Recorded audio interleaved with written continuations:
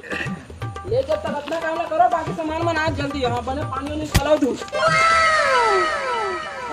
एक ट्रक गिट्टी, एक ट्रक ईटा, रेती घलो कम लगत है, एक ट्रक रेती सीमेंट तो हावे भी।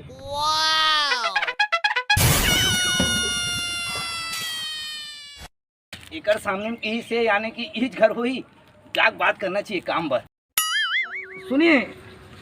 हाँ बोलिए।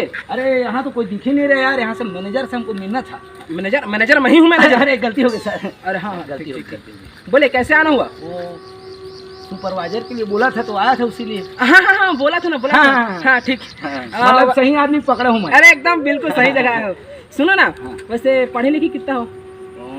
छोटा मोटा पढ़ाई की। अरे छोटा मोटा मतलब कॉलेज किए होगे? नहीं सर, छोटा मोटा। अरे वाह क्या बात है यार। 12वीं तो पढ़े होगे? छोटा मोटा पढ़ा।